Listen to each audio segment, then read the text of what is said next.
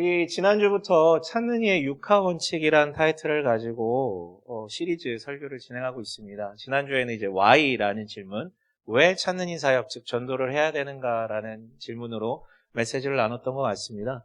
거기에 대해서 답변은 굉장히 심플하다고 말씀을 드렸던 것 같아요. 그것은 다름 아니라 우리 구주 예수께서 부활하신 후 승천하시기 직전에 우리에게 남기신 유일한 명령이자 가장 중요한 명령이기 때문에 대위임령이라고 하죠. 너희는 가서 제자 삼으라는 사마리아 땅끝까지 가서 너무 심플합니다. 그래서 모든 그리스도인들은 이 명령으로부터 제외되는 바가 없고요. 또 모든 교회는 그 교회의 존재 목적 중에 하나는 반드시 찾는 이 사역이 들어간다라는 부분에 대해서 말씀드렸어요. 저 역시 그 부분에 대해서 굉장히 도전이 되고 확신이 있기 때문에 7년 전에 이 우리 임숙교회를 개척할 때 가장 바랬던 것들 중에 하나가 바로 회심 사역, 즉 찾는 이를 찾아가지고 그들이 영접하는 것을 마주하는 것. 그게 이제 가장 큰 바람 중에 하나였습니다. 그래서 저는 개인적으로 교회를 시작하기 전에 굉장히 몇 달 동안 고민했던 주제가 하나 있었어요. 뭐 언급한 적이 있었는데 바로 이중직에 대해서 좀 진지하게 고민했습니다. 그러니까 목회를 하면서 동시에 다른 직업을 갖는 것에 대해서요. 이유는 두 가지였습니다. 하나는 이제 현실적인 이유였죠. 우선은 돈벌이가 없기 때문에 돈 벌기 위한 수단으로서 이중직을 생각했던 것도 있고요. 또 하나는 이제 접점을 만들기 위해서였어요. 저는 이제 계속해서 얘기하겠지만 목사님 아들로 태어나서 계속 그렇게 살았고 또 학교도 신학교를 가서 계속해서 신학 공부만 했기 때문에 소위 말해 교회 고인물이었죠. 주변에 안 믿는 사람이 없었습니다. 근데 전도를 하려면, 복음을 전하려면 안 믿는 사람들이 있어야 될 거 아니에요. 그래서 그런 어떤 직업을 가져가지고 믿지 않는 사람들과 접점을 갖는 것은 어떨까, 이런 어떤 생각 가운데 좀 이중직에 대해서 진지하게 고민했었습니다. 그리고 또 다른 이유도 있었어요. 제 성향 때문에요. 왜냐하면 저는 멀티가 잘 안 되거든요. 한 개 과업을 다 끝내야 그 다음 과업을 넘어갈 수 있는 사람인데 제가 제 성향을 잘 아는데 저는 돈만 벌 것 같았어요. 만약에 두 가지를 동시에 하면 돈 버는 데 집중할 것 같은 게 좀 확실했었습니다. 그리고 또 하나의 성향적 문제는 종종 언급했었지만 제가 예로 들었죠. 저는 미용실 가면 머리 자르러 미용실 가면 딱 한마디만 하거든요. 무슨 말 한마디만 하냐면 안녕히 계세요. 네, 그 한마디밖에 하지 않습니까? 머리 자르는 내내 한마디도 안 하고 있다가 나올 때 그냥 안녕히 계세요. 그 한마디 하고 나오는 사람입니다. 즉 내가 그렇게 직장을 얻게 돼서 사람들하고 믿지 않는 사람들을 만나다 할지라도 내가 살갑게 먼저 다가가지고 막 이렇게 넉살 있게 이렇게 말할 자신이 별로 없더라고요. 물론 인위적으로는 할 수 있겠죠. 하지만 그것도 한두 번이지 계속할 자신이 없었어요. 그리고 주구장창 어쨌든 환경 때문에도 있었는데 주구장창 신학만 공부했다 그랬잖아요. 여러분 신학은요. 밥 벌어먹고 살 수 있는 도움을 하나도 주지 않는 학문입니다. 생산성이라고는 1도 없거든요. 그런 내가 그리고 이미 30대 중반을 넘어선 37이었거든요. 내가 뭘 사업이나 뭘 해서 어떻게 뭘 벌어먹고 살 수 있을까에 대한 좀 의문이 있었어요. 그래서 제 달란트와 성향과 환경과 경험과 그리고 갖고 있는 자산도 없었기 때문에 그런 것들을 다 고려할 때 그냥 내가 선택할 유일한 방식은 좋은 교회, 좋은 가치를 가진 좋은 교회를 세워나가서 이 자리에 있는 이 직업을 갖고 살아가는 사람들이, 성도들이 자신의 삶의 현장에서 믿지 않는 이들과 만나서 그렇게 복음을 전할 수 있는 그런 어떤 훈련과 계기를 마련해 주는 것이 저의 어떤 자리가 아닐까라는 생각을 하고 그래서 이제 전업으로 목회만 하기 시작했죠. 지금 떠올려 보면 바른 결정이었던 것 같아요. 하지만 그건 그거고 그럼에도 불구하고 저는 목사 이전에 한 명의 그리스도인 아닙니까? 때문에 제게 찾는 이 사역이 복음을 전하는 사역이 면제되는 건 아닌 것 같아요. 여러분 지난주에도 말씀드렸지만 이 찾는 이 사역을 바라보는 우리 그리스도인들에게는 두 가지 큰 장애물이 있다고 했어요. 하나는 오해, 좀 잘못된 경험이든 잘못된 이해든 그걸로 인해서 갖게 된 오해, 더 나아가서 이 정서적인 두려움, 그것 역시도 경험 때문인지 아니면 환경 때문인지 모르겠지만 그리고 그렇기 때문에 이제 찾는 이 사역의 난색을 표하게 되는 것이죠. 그리고 이런 뒤틀린 결론에 이릅니다. 그 좋은 건 알겠는데 그것이 필요함도 알겠는데 나 대신 남이 대신 해줬으면 좋겠는 그런 것으로 규정이 돼요. 그런데 오늘 또 하나의 큰 오해를 말씀드리고 싶어요. 어떤 오해냐면 자신의 성향 혹은 환경의 부족을 바라보면서 이 전도라는 것은 특별한 달란트나 특별한 기질이나 특별한 은사가 있는 사람들이 하는 것, 즉 이것을 하는 사람들은 따로 분류가 돼 있다라는 것이죠. 예를 들면 이런 거예요. 외향적인 사람, 넉살 좋게 누군가에게 다가갈 수 있는 사람, 누군가 낯선 이를 만나더라도 막힘없이 술술 입을 털 수 있는 소위 말해서 영업자라는 그런 어떤 달란트가 있는 사람들, 혹은 뭐라고 규정할 수 없지만 신비적으로 하나님의 은사라는 것을 갖게 된 그런 독특한 특정한 사람들만 하는 것이다라고 이해하는 경향성들이 있습니다. 심지어 거기에 대해서는 성경도 뭔가 지지하는 듯한 그런 구절도 있거든요. 에베소서 4장 11절인데요. 자, 함께 읽어볼게요. 시작.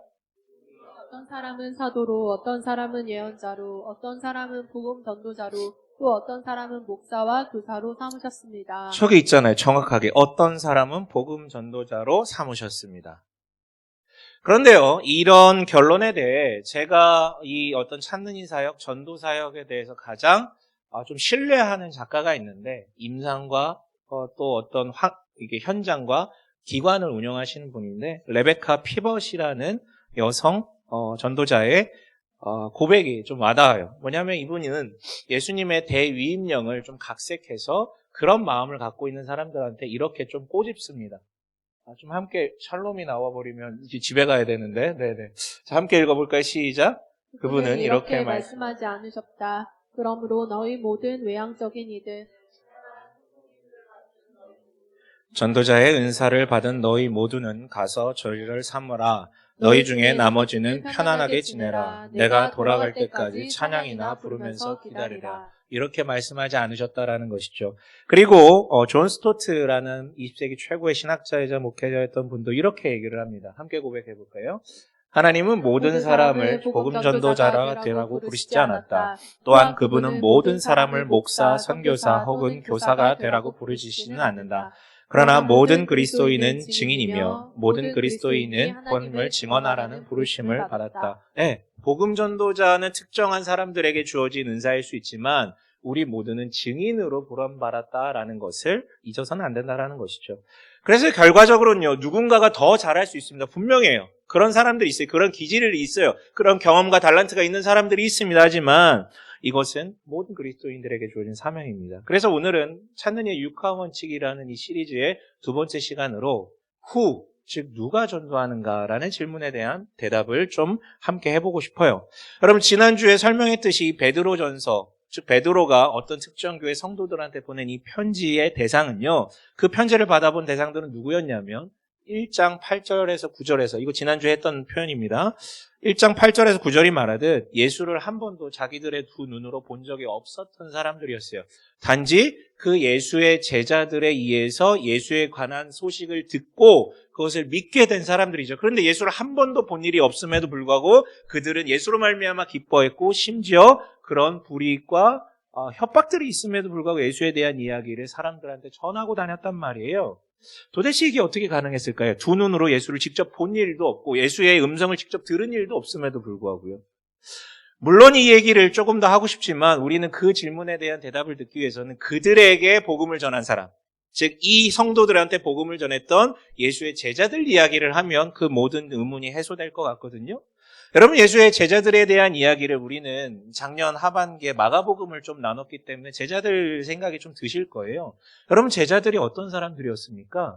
여러분, 굳이 마가복음을 보지 않아도 우리는 다 알고 있어요. 예수의 제자들은 어떤 사람들이었습니까? 고귀한 자였습니까? 혈통적으로 혹은 신분이 높은 자였습니까? 말수가 좋은 사람이었습니까? 고결하고 고귀하고 위대하고 탁월한 그런 사람들이었습니까? 12명 중에 그런 사람은 단 한 명도 없었습니다. 바울은 탁월했습니다. 하지만 그 12명 중에는 탁월한 사람이 없었어요. 다만 그리고 그들에게는 공통점도 없었거든요. 근데 그들이 갖고 있는 유일한 공통점을 어떻게든 짜낸다면 단 한 가지 키워드로 구별을 시킬 수 있습니다. 그 키워드는 뭐냐면 소망이라는 키워드로 구별시킬 수 있습니다. 무슨 뜻이냐고요? 여러분, 예수의 제자들은 이 소망이라는 키워드로 보면 두 부류로 분류를 할 수 있어요. 하나는 살다 보니 여러 가지 조건과 환경적 문제로 인하여서 내가 도대체 앞으로 살아가야 될 이유를 도무지 자기가 알지 못하는, 죽어버리고 싶은, 삶의 의미와 이유에 대해서 다 상실된, 그래서 살아가야 할 이유, 즉 소망이 필요한 사람들. 대표적으로는 세리라는 직업을 가지고 돈을 이만큼 벌었는데 사람들이 자기를 멸시하고 자기도 자기 삶을 바라볼 때 나는 지옥 각이다. 나는 지옥행이 급행열차를 탔다. 내 이렇게 살아서 뭐하나? 라고 호소하던 세리 마태와 같은 사람이 그런 사람입니다. 삶의 이유를 몰랐어요. 그러니까 언제 스스로 목숨을 끊어도 이상하지 않은 사람이었죠. 반면에요, 이런 사람들도 있었어요. 뭐냐면 적극적으로 소망을 찾아 추구하고 쫓아온 사람들. 특별히 어떤 식으로 쫓았냐면 그 당시 사람들이 소망을 찾는 가장 절대적인 방식은 바로 메시아였어요. 즉 하나님께서 우리의 삶을 완전히 뒤집어 엎으시기 위해서 보내시겠다 약속한 메시아.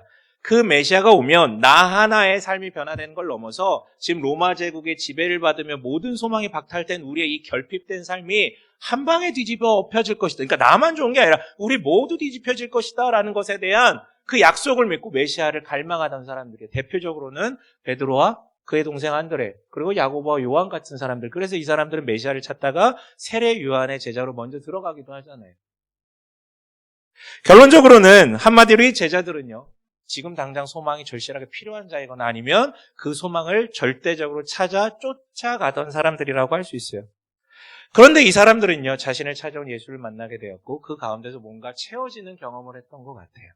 하지만 다른 모든 것을 포기할 정도로 채워졌나? 그것은 조금 의문이 있습니다. 왜냐하면 성경은 얘기하거든요. 3년 동안 예수 안에서 소망을 찾은 것 같았는데 예수가 죽음에 이르게 되자 어떻게 됐다고요? 여러분, 예수의 죽음을 마주한 12제자들은 어떻게 했습니까? 여러분 기억나십니까? 어디로 갑니까?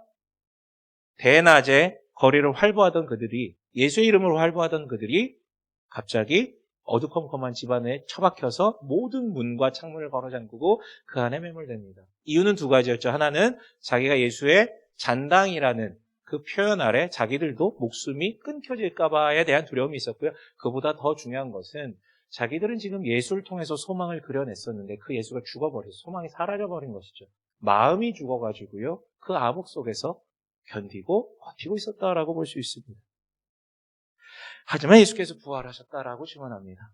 그것을 두 눈으로 봤어요, 제자들은요. 심지어 그 중에 한 명이 도마는요, 전승에 따르면 예수님의 구멍 뚫린 손과 발에 직접 손을 넣어봤다라고까지 기록되어 있습니다. 복음서에 나온 건 아니에요. 전승에 따르면. 그 부활하신 예수님을 마주한 제자들은요, 이전의 제자들과 완전히 달라졌었습니다. 죽음은 우리가 떠올릴 수 있는 가장 최악의 자리 아닙니까? 가장 최악의 절망 아닙니까? 인간이 떠올릴 수 있는? 근데 그걸 넘어선 예수를 마주한 이 제자들은요, 그 비었던 완전한 소망을 채우게 된 것이었어요. 그래서 더 이상 두려운 게 없습니다. 그리고 도무지 그 소망을 완전히 채우신 부활하신 예수에 대해서 얘기하지 않을 자신이 없어진 것이었어요. 질 자신이 없어진 것이죠. 그래서 얘기하고 다니는데 사람들은 비웃습니다. 여러분, 그때나 지금이나 부활은 망상입니다. 부활에 대해서 얘기한 건 망상이에요. 그걸 어떻게 믿습니까? 그 사람들도 상식이 있는데요. 부활했다고? 미친 거 아니야? 근데 듣다 보니까 이상한 거예요. 죄송합니다. 속된 말을 쓸게요. 저 새끼들 눈빛이 좀 심상치가 않은 거예요. 부활 얘기를 하는데 처음에는 비웃어 넘겼는데 눈빛이 심상치가 않아. 저거는 또라이거나 아니면 진짜 믿는 거야. 근데 말만 듣고 반신반의했는데 보니까 저 사람들의 삶이 다른 거죠. 뭐가 달라요? 왜 안 두려워하지? 난 저게 돈 없으면 두려운데, 난 집 없으면 두려운데, 나는 먹을 게 없으면 두려운데, 나는 로마 군인이 두려운데 왜 쟤네는 두려워하지 않지? 왜 두려워하지 않지? 그리고 지금 우리 시대가 이렇게 소망이 없는데 왜 쟤들은 소망이 있는 것처럼 이렇게 살지? 뭔가 찾은 것처럼 살지? 그래서 그러한 증언자들에게 예수에 대한 소식과 특별히 그가 부활하셨다는 소식을 듣던 사람들 하나 둘씩 예수를 받아들이게 되고요. 예수의 제자들이 그러했듯이 그들 역시 지금 당장 살아야 될 이유와 앞으로 살아갈 이유를 찾게 되는 것이죠. 그리고 그 소망이 생기는 복된 경험을 했고요. 여러분, 지금 베드로에게 편지를 받고 있는 이 사람들도, 이 성도들도 바로 그런 사람들 중에 하나였습니다. 그래서 여러분, 다시 돌아가 볼게요. 즉 누가 전도하는 것입니까? 한마디로 주님으로 인해서 그 소망을 찾은 자, 그러니까 이미 찾은 자, 그들은 자연스럽게 소망에 관한 이유를 말하게 되니까 예수에 대한 이야기를 할 수밖에 없으니까. 그래서 여러분, 베드로 사도는 그들한테 이렇게 얘기했던 것이죠. 15절인데 개역개정으로 다시 한번 읽어볼게요. 개역개정이요. 여기 나오나요? 15절. 자, 함께 읽어볼게요. 시작. 너희 마음에 그리스도를 주로 삼아 거룩하게 하고 너희 속에 있는 소망에 관한 이유를 묻는 자에게는 대답할 것을 항상 준비하되 온유와 두려움으로 하고 네. 너희 속에 소망이 이미 있는 자가 그 소망에 관한 이유를 묻는 자에게 대답할 수 있다라는 이야기죠. 반대로 얘기하면 너희 속에 있는 소망을 본 자들이 너희에게 찾아와서 그 소망에 관한 이유를 묻게 될 것이다라는 이야기가 될 수도 있어요. 여러분, 다시 얘기할게요. 은사가 있다라는 것, 혹은 타고난 기질, 즉 성향에 달란트가 있다는 거 복됩니다. 그리고 더 잘 전할 수 있을 거예요, 이 사람들은요. 하지만 그것은 더 잘하게 하는 옵션일 뿐이지 삶의 본질은 아닙니다. 삶의 본질은 소망을 찾은 자. 라임이 많네요. 네. 여러분, 제 얘기를 좀 해볼게요. 제가 지난주에 제가 학창 시절에 이런 어떤 전도하는 것에 대한 어려움을 갖게 된 이유에 대해서 몇 개 얘기했어요. 한 개는 그때도 숫기가 없어서 그런 이야기를 하기가 참 어려웠다라는 거. 두 번째로는 학창 시절에 저희 집과 교회가 대중교통으로 한 30분 가야만 하는 거리에 있었기 때문에 친구를 데려올 수 없었다라고 얘기했던 거. 환경과 조건의 문제죠. 그런데 여러분, 지난주에 제가 말하지 않은 한 가지가 있습니다. 뭐냐면 저는 학창 시절에요, 그리스도인이라고 불리는 저를 싫어했어요. 그리스도인이라고 불리는 제 삶을 좋아하지 않았습니다. 제가 목사도 아닌데 목사의 아들로서 목사처럼 강제된 경건한 삶을 살아야 되는 제 삶이 싫었고요. 그리고 가난한 것도 싫었습니다. 즉 하고 싶은 건 아무것도 못해요. 돈이 없어서, 종교적 이유로. 반면에 하기 싫은 것은 계속해서 해야 되겠죠. 종교적 율법, 그 신앙생활은 열심히 해야 될 거 아니에요. 예수 믿어서 좋은 게 무엇인지 하나도 없는데, 얘기할 게 없는데 무슨 얘기를 합니까? 물론 천국 간다는 거? 그게 있을 수 있겠죠. 물론 그걸 바란 적도 있었죠. 하지만 당장 내 삶에 도움이 안 되는데, 내 삶을 풍요롭게 하지 않는데 천국? 그거 눈앞에 그려지지도 않는데. 그러니까 사람마다 말하는 천국이 또 다 달라요. 그리고 천국 간다는 것에 대해서 솔직히 얘기하면 보장도 없었어요. 나 그리스도인이라고 말하는데, 예수 믿는다고 말은 얘기를 하는데 천국 간다는 것에 대한 보장도 없었고, 그래서 온갖 종교적 계율들을 열심히 지켜야만 천국 갈 수 있다라는, 천국 가기 위한 투쟁만 남았죠. 그러니까 여러분, 제 삶에 풍성함이 있겠습니까? 뭐 전도를 하고 싶겠어요? 즉 나는 나는 그리스도인이라고 불리는 내 삶을 싫어하는데 나와 같은 삶을 다른 사람한테 추천하고 싶겠냐고요. 아니, 도리어 제가 바랬고 제가 소망했던 거는 나는 쟤들처럼 좀 살아보고 싶다. 이 지긋지긋한 교회 좀 벗어나고 싶다. 하나님 날 감시하는 것 같은 이 더러운 기분으로부터 벗어나고 싶다. 그게 제 솔직한 기분이었어요. 저들처럼 살고 싶은 소망이 더 컸죠. 그것이 제 입을 닫게 만들었습니다. 여러분, 그런 거예요. 그래서 여러분, 우리가 이 찾는 이 사역을 할 때 먼저 찾아야 될 것은 소망의 이유가 아닙니다. 내가 찾는 이 사역을 하면서 먼저 찾아야 될 것은 찾는 일을 먼저 찾을 것이 아니라 내 안에 소망의 이유가 있는지에 대해서 먼저 찾아야 됩니다. 그 소망의 이유를 먼저 찾은 자가 자연스럽게 찾는 일을 찾아 나서게 되는 것이죠. 하지만 여러분, 기억해야 될 게 있어요. 이미 내가 예수를 통해서 뭔가 소망의 이유를 찾는 것 같을지라도 그 소망의 이유가 완전히 내 마음 가운데 머물기까지, 내 영혼을 적시기까지는 굉장히 긴 여정이 필요하다라는 얘기예요. 여러분, 예수를 영접한 순간 소망의 이유가 우리한테 강제적으로 주입되는 게 아닙니다. 아이템이 우리 마음에 막 박히는 그런 얘기가 아니에요. 도리어 수많은 과정과 장애물을 넘어서야 소망의 이유가 내 영혼을 적시게 됩니다. 이런 거예요. 여러분, 첫사람이 타락한 선악과 사건을 기억해 봅시다. 여러분, 사탄은 첫사람을 찾아와 뭐라고 유혹합니까? 선악과를 먹기만 한다면 네가 하나님과 같이 될 것이다 라고 유혹을 하죠. 즉, 거짓된, 헛된 소망의 이유를 제시를 한 거예요. 근데 거기에 홀라당 넘어가죠. 그래? 그래서 그것을 먹습니다. 그랬더니 인간 자신이 바라던 소망이 채워진 게 아니라 가지고 있던 소망까지도 다 사라지게 돼버린 것이죠.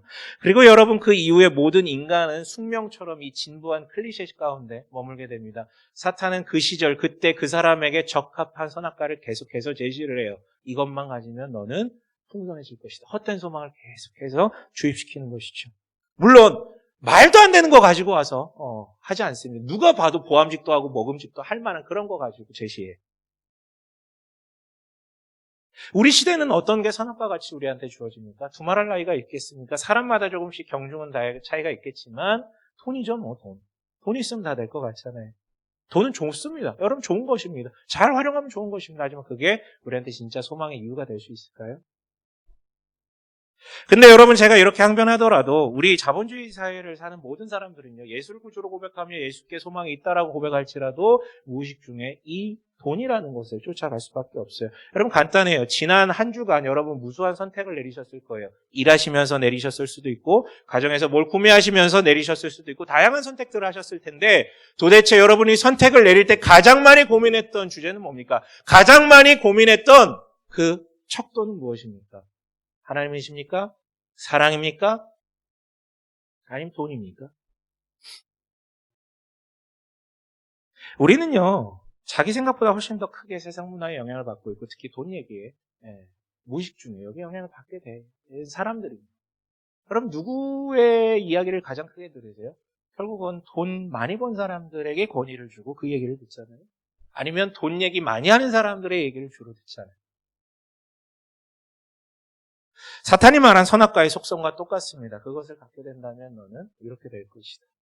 다시 얘기합니다. 돈은 나쁜 게 아닙니다. 많이들 가지세요. 늘 얘기하지만 로또 많이 긁고 계시죠? 두 사람, 제가 기억하는 두 사람. 네. 여러분, 선악과는 항상 그렇게 밖에 존재하면서 그 시대 가장 각광받는 것을 우리한테 제시하며 헛된 소망을 유발합니다. 그렇다면 여러분, 우리 시대는 돈이라고 그러니까 돈만은 아니지만 대표적으로 돈을 언급했는데요. 예수님 당시에 유대인들에게는 도대체 거짓 소망을 유발하는 선악과 같은 게 무엇이었을까요? 그때도 여러분 돈은 힘이 있었습니다. 정말이에요. 하지만 당시 유대인들에게 있어서 핵심적인 장애물이 뭐였냐면 여러분 너무 이상하게 듣지 마세요. 바로 메시아였어요. 메시아. 무슨 소리냐고요? 여러분 아까 예수를 만나 소망을 채운 듯한 그 제자들 이야기를 나눴잖아요. 근데 제가 그때도 언급했습니다. 만났는데 완전히 체험받지는 못했다고요. 그래서 예수님 죽으셨을 때 다 캄캄한데 스스로 가둬버렸었다고요. 왜 그랬을까요? 여러분 3년 동안 제자들은요 예수님과 동거동락을 했어요. 계속 붙어 다녔다고. 우리로 따지면요 지금 우리 시대 주일 위주로 신앙생활을 하는 우리로 따지면 정확하게 계산할 수 없지만 한 20년 믿은 사람이라고 생각하시면 돼요. 20년을 예수 안에서 따라다니면서 그 안에서 소망도 누리곤 했지만 예수의 죽음 앞에 다 사라지게 됩니다. 왜요? 왜 그랬을까요? 왜 그리고 부활을 마주한 이후에야 비로소 담대하게 소망을 완전히 채운 사람처럼 나갈 수 있었을까요? 왜 3년간 확신하지 못했던 것일까요? 간단해요. 그 사람들이 그렸던 메시아, 즉 메시아를 통해서 소망을 얻기를 원했다 그랬잖아요. 그런데 그 사람들이 생각했던 메시아는 성경을 통해서 하나님께서 약속하신 메시아가 아니라 자기들 기준에서 자기가 서 있는 이 터전에서 가장 원하는 메시아를 그려냈기 때문에, 즉 그 사람들이 원했던 메시아는 지금 자기들을 지배하고 있는 이 로마로부터의 정치적 해방을 꾀할 수 있는 그런 대통령, 왕, 강한 다윗과 같은 인물들을 꿈꿨어요. 그런 메시아를 꿈꿨죠. 하지만 성경이 기록한 메시아는 무엇이었습니까? 특정 시대, 특정 지역, 특정 민족, 그 사람들을 물리적으로 해방해 줄 메시아가 아니라 동서고금을 막론하고 모든 인간들 기저에 있는 그 죄라는, 그것 때문에 갈등이 일어나고 그것 때문에 전쟁이 일어나고 그것 때문에 싸움이 일어나는 그 본질적인 죄라는 문제로부터 해방시킬 메시아를 약속하셨고 예수는 정확하게 그 길을 걸어가시거든요. 그래서 십자가에 못 박혀서 스스로 죽은 것이고, 그래서 죽기 이전에 이미 예언을 하셨죠. 나는 죽게 될 것이라고. 근데 그걸 죽어도 못 받아들이던 자들이 예수께서 죽으시자 허탈해진 거예요. 왕이 죽었네. 우리의 해방은 물 건너간 건가? 소망은 사라졌네. 예, 하나님이 주시려는 소망이 아니라 자기가 원하는 소망을 하나님께 투영해버렸기 때문에 이렇게 된 것입니다. 그래서 그들로 얘기하면 3년, 우리로 얘기하면 20년을 믿었어도 예수로 인한 온전한 소망을 채우지 못했던 것이죠. 여러분, 우리도 마찬가지입니다.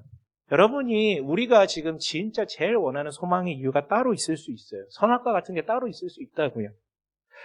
그리고 예수께서 바로 그것을 주셨으면 좋겠다라고 내 소원을 소망으로 둔갑시키는 일들이 허다합니다.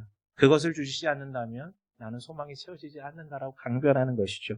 여러분, 거기에는 소망이 채워질 수 없습니다. 그렇다면 여러분, 마지막으로 어떻게 이 장애물을 넘어서 우리는 그 소망을 예수를 통해서 얻을 수 있습니까? 뜬금없지만 다시 한번 물어볼게요. 오늘의 핵심 질문이죠. 즉 누가 전도하는 것입니까? 아까 뭐라고 얘기했습니까? 이미 예수를 통해 소망을 찾은 자가 전도를 하게 된다라고 말씀드렸죠. 여러분, 솔직히 말씀드릴게요. 거짓말이에요. 저 거짓말했어요. 왜 거짓말인 줄 알아요? 예수를 통해서 소망을 이미 찾았을지라도 결국 내 안에 있는 이 거짓된 소망들을 예수께 투영하려는 이 못된 습성으로부터 우린 자유하지 못하기 때문에 이미 소망을 찾았어도 여러분, 우린 전도하기가 너무 어렵습니다. 그렇다면 다시 물어볼게요. 도대체 누가 전도하는 것입니까? 이 질문에 대해서 답을 하기 위해서 구약으로 한번 넘어가 볼게요. 이미 소망을 한번 강하게 찾았는데 주어진 환경 앞에 소망이 무너졌다가 다시 그 소망을 회복하게 된 사람 이야기예요.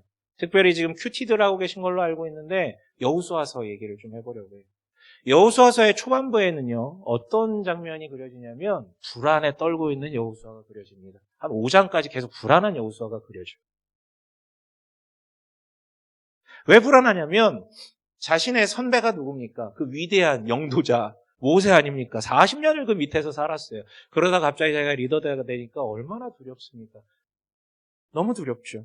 게다가 이제 요단강 동편은 다 점령을 하고 이제 하나님께서 정말 약속했던 요단강 서편으로 넘어왔어요. 가나안 땅에 이제 넘어왔다고요. 그리고 요단강을 넘어와 버렸기 때문에 더 이상 돌아갈 수가 없어요, 이제.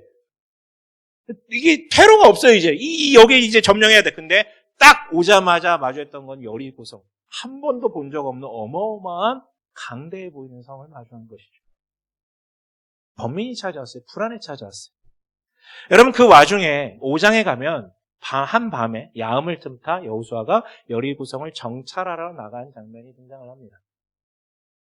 그런데요, 거기서요, 자, 정찰하러 갔잖아요. 근데 거기서 여호수아가 누굴 만나냐면 저 여리고성 쪽으로부터 다가오는 한 낯선 사람을 만나게 되거든요. 놀라죠? 그래서 묻습니다. 당신은 우리 편이냐? 아니면 저 여리고, 니네 저 적군 편이냐? 라고 했더니 그 낯선 자가 여호수아에게 뭐라고 대답합니까? 나는 하나님의 군대 사령관입니다. 이러자 여호수아는 그 자리에서 넙죽 엎드리죠. 그러자 그 군대 사령관이 이렇게 얘기합니다. 여호수아서 5장 15절인데요. 자, 함께 읽어볼게요. 시작. 주님의 군대 사령관이 여호수아에게 말하였다. 내가 서 있는 곳은 거룩한 곳이니 너의 발에서 신을 벗어라.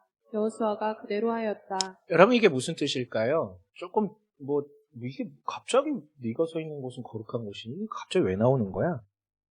여러분, 제가 지금 우리 현대인들은 대부분이 돈에 소망을 둔다라고 얘기를 했어요. 자본주의 사회를 살면서 어쩔 수가 없어요. 또한 예수 당시에 유대인들에게 국한한다면 그 사람들은 메시아를 소망했습니다. 돈도 좋아하지만 메시아를 소망했어요. 근데 유대인을 떠나서 지금 이 여호수아 이때로부터도 또 예수님 시대로부터도 한 1500년 전에 여호수아 시대의 사람들은 다들 어디에 소망을 두고 살았을까요? 간단해요. 한 글자로 신에게 소망을 두고 살았어요. 모든 것이 신의 뜻대로 해석되던 때이기 때문에. 다만 당시 모든 사람들은요, 다신교적 믿음을 갖고 있었습니다. 다신교적 믿음을 요약하면 이런 거죠. 우리가 위대해 보이는 자연 만물 혹은 어떤 민족, 어떤 현상, 신은 저곳을 지배하고 다스리는, 그러니까 번개의 신이 있고 폭풍의 신이 있고 비의 신이 있고 혹은 이스라엘의 신이 있고 산의 신이 있고 바벨론의 신이 있고 이런 거예요. 그러니까 지역과 민족과 자연 현상에 국한되되 그것을 완전히 지배하는 그런 어떤 신관념을 갖고 있었던 시기였거든요. 그래서 여러분들이 출애굽기를 보다 보시면 10가지 재앙이 나오잖아요. 그 10가지 재앙에 해당되는 그 자연 현상들은 다 이집트에서 가장 강대하다고 불리는 10가지 신 목록이 나열되어 있는 거예요. 그렇다면 여러분, 여호수아는 어디서 성장했습니까? 그 이집트에서 성장했거든요. 40년 동안이요. 물론 여호수아는요, 그 이후에 하나님께서 그 10가지 재앙으로 그 모든 것들을 초절 박살내시는 걸 봤어요. 그래서 노예였던 이스라엘을 자유민으로 만드신 것도 다 봤어요. 40년간 광야에서 만남의 추라기로 먹이시고 그 샘을 터뜨려서 마시게 하시는 것도 다 목도했어요. 그런 그분으로부터 이 가나안 땅을 약속받은 것, 이 당사자였거든요. 그러니까 누구보다도 이 사건들을 다 크게 보고 정확히 목도하고 기억했기 때문에 정말로 여러분, 여호수아는 그 당대의 누구보다도 하나님께 소망을 두고 있는 자가 맞았어요. 그런데 그런 여호수아조차도 요단강을 건너서 가나안 성 초입에 이르러 여리고성을 보고 난 이후에 불안감에 휩싸여 버린 것이죠. 왜냐하면 그 여호수아조차도 결국은 신은 그런 공간에 제약당한다라는 고정관념으로부터 벗어나지 못했기 때문에 마치 당시 사람들이 메시아상에 예수를 가둬놨던 것처럼 여호수아 역시 하나님을 가둬놔버린 것이죠. 우리 민족, 우리가 점령한 땅에만 머무르는 분으로. 그러니 요단강 건너와서 하나님 앞에 예배도 드리고 모든 소망 주님께 있습니다. 주님이 하실 것입니다라고 이렇게 우리처럼 주일 예배에 나와서 고백을 했는데 당장 월요일 가니, 직장 가니, 가족으로 돌아가니 너무 불안하고 떨리고 번민이 찾아오는 것이죠. 그런데 그래서 너무 번민스러워가지고 밤에 몰래 여리고성을 탐방하러 정찰하러 갔는데 그 방향에서 내 등 뒤에서 온 게 아니라 저쪽 방향, 적군 방향에서 군대사령관이 찾아와서 이렇게 얘기합니다. 이곳은 거룩한 곳이다. 이렇게 번안할까요? 이곳은 이미 거룩한 곳이다. 이곳 역시 하나님께서 이미 일하시는 곳이라고요. 하나님은 공간에 구애받는 그런 분 아니라고요. 여러분 이것은 시간에도 마찬가지입니다. 여호수아서를 읽다 보면요. 여리고성 무너진 사건과 대표적으로 또 굉장히 독특한 사건이 하나 있는데 하나님께서 전쟁 중에 해와 달을 멈춘 사건이에요. 물론 여러분 이거 현대 과학을 믿는 사람들의 입장에서 이걸 어떻게 해석해야 될지 막 고민되겠지만 여러분 너무 머리 아프게 생각하지 마세요. 이 두 가지 독특한 사건은요. 그냥 간단히 하나는 하나님은 공간이라는 분을 뛰어넘는 것이고 또 하나는 시간이란 것을 뛰어넘는 분이시다라는 메시지를 우리한테 주고 싶으신 거예요. 그래서 그분은 정말 너희가 소망의 이유를 둘 만한 분이다라는 것을 얘기해주고 싶은 것이죠. 여러분 이 자리에도 두렵고 불안하고 하나님으로 말미암아 소망의 이유를 찾았음에도 불구하고 두려워하고 불안해할 수 있어요. 당연합니다. 미래를 모르니까, 시간 모르니까, 공간 모르니까, 내일 직장 가서 어떤 일이 일어날지, 그리고 내 가족, 내 아이들 어떤 일이 일어날지 모르니까 이건 내 바뀌잖아요. 두려워요. 당연해요. 하지만 하나님은요. 여호수아서를 통해 이렇게 확증하시죠. 그 이야기가 여호수아 뒤에도 계속 나오는데요. 결국 우리는 믿지 못합니다. 근데 하나님은 우리를 심판하신 것이 아니라 어떻게 하십니까? 이번에는 자신의 대리자, 즉 군대사령관을 보내신 게 아니라 직접 본인이 이 땅에 우리를 찾아서 그리고 이를 통해 우리에게 다시 한번 확인시켜 주시죠. 마태복음 1장 23절을 그걸 이렇게 표현합니다. 함께 읽어봅니다. 시작. 보아라 동정녀가 잉태하여 아들을 낳을 것이니 그의 이름을 임마누엘이라고 할 것이다. 하신 말씀을 이루려고 하신 것이다. 임마누엘은 번역하면 하나님이 우리와 함께 계시다라는 뜻이다. 네, 그가 직접 여기 오셨습니다.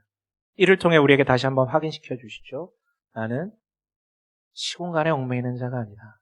그리고 네가 하나님 없는 여리고에 있든지 하나님 없는 사마리아와의 땅 끝에 있든지 나는 너를 반드시 그 자리까지 찾아갈 것이다. 그리고 반드시 너와 함께하고 영원히 함께할 것이다. 영원히. 여러분 예수님의 제자들은요. 예수가 죽음으로부터 부활한 이 사건을 보고 이렇게 해석한 거예요. 아, 돈도 명예도 권력도 왕위도 관계도 소속도 쾌락도 다 부질없고 언젠가 소멸될 것인데 모든 것 위에 계신 이분은 영원히 나를 찾고 나와 함께 하시겠구나. 내가 3번이나 부인했음에도 불구하고 또 나를 찾아오시는구나. 그 영원히 함께 하실 것이구나. 죽음도 넘으셨는데 뭐가 두려울까? 그래서 이미 하나님을 통해서 소망의 이유를 찾았었지만 여전히 흑백 처리된 상태로만 보였는데 예수의 죽음과 부활을 맞이한 이들에게는 드디어 하나님께서 주신 그 소망의 이유가 총천연색으로 보이기 시작한 것이죠. 그래서 더 이상 참을 수 없어서 나가서 전할 수밖에 없었던 것입니다. 너무 멀리 돌아왔네요, 여러분. 그래서 누가 전도하는 것입니까? 소망의 이유를 찾은 자요? 아니요. 내가 전도하는 게 아닙니다. 소망의 이유를 주신 분, 즉 당신이라는 사람을 먼저 찾아내신 그분, 먼저 거기 계시며 일하시는 그분께서 하시는 거죠. 여러분 찾는 이 사역은 전도는요. 하나님이 하시는 일이에요. 말씀을 마칠게요. 저희 동역자들과 함께 송년회 겸 집들이 해가지고 누구 집에 가가지고 다 같이 밥을 먹었어요. 저희들만 간 게 아니라 아내들까지 이렇게 가가지고 부작부작해서 밥을 먹었어요. 밥 먹고 후식으로 과일을 먹는데 이 과일이 있으면 과일 깎는 칼이 있을 거 아닙니까? 사과랑 과일 깎는 칼이 나왔는데 그 과일 깎는 칼이 감자 깎는 칼처럼 생겼는데 보통 이게 평평하잖아요. 근데 약간 둥그스름해가지고 굉장히 잘 이게 깎이더라고. 사과 껍질 진짜 무슨 물 베듯이 이렇게 쑥쑥 깎이더라고요. 그걸 보는데 주변에 여성분들이 어머 그거 뭐예요? 라고 하면서 눈이 초롱초롱해지더라고. 그러니까 막 주인장은 너무 기쁜 마음에 또 막 설명을 해. 이게 뭐 이러면서 이게 누가 선물을 해준 건데 이게 스위스 칼이래요. 막 이러면서 막 설명을 해줘. 그러니까 이 사람들이 과일을 다 깎았거든? 근데 사과를 안 먹어. 다 핸드폰 들고 검색하고 있는 거야. 스위스 칼 막 이러면서. 그리고 가장 먼저 이 사실을 찾은 자가 그 링크를 공유해주고. 사과는 안 먹고 그것만 보고 있는 거지. 그리고 결제하고 있고. 여러분 이렇다니까요. 찾는 이 사역이라는 것의 프로세스는 동일해요. 선물을 받은 자. 그러니까 내가 먼저 이렇게 찾아 나서가지고 얻게 된 거 말고 선물을 받아요. 하나님께서 주신 은혜요. 내가 찾은 게 아니라 나를 먼저 찾아온 거예요. 근데 그게 너무 좋아요. 그러면 남에게 꼭 찾아가지 않더라도 누군가와 이렇게 식탁 자리를 통해서라도 만남 가운데 자연스럽게 얘기하게 된다는 것이죠. 여러분 부디 당신 안에 소망의 이유를 찾음으로 인하여서 이 찾는 이사에게 동참했으면 좋겠습니다. 하지만 한 가지만 더 말씀드릴게요. 혹시 이 중에 소망의 이유를 예수를 통해서 분명히 찾았었던 것 같은데 그로 인해서 기뻐했었던 것 같은데 내 마주한 고통과 고난과 위협과 결핍들이 너무 커서 그 마음이 완전히 주저앉아서 그래서 소망을 상실해버린 것 같은 그래서 이 자리에 나와도 예수를 찬양은 하지만 마음에 울림이 전혀 없는 상태로 오래되신 분들 하나님이 혼내실까요? 그럴 수 있어요. 우리는 내일을 몰라요. 우리는 저기를 몰라요. 우리는 시공간 하나는 완전 갇힌 존재입니다. 그렇다면 여러분 기억하세요. 근데 그런 우리를 위해서 그가 나에게 찾아오셨다. 내 시간에 찾아오셨다. 그렇다면 우리는 기도하시면 됩니다. 주님 제가 또 소망을 잃었습니다. 부디 나를 긍휼히 여겨주세요. 부디 나를 긍휼히 여겨주세요.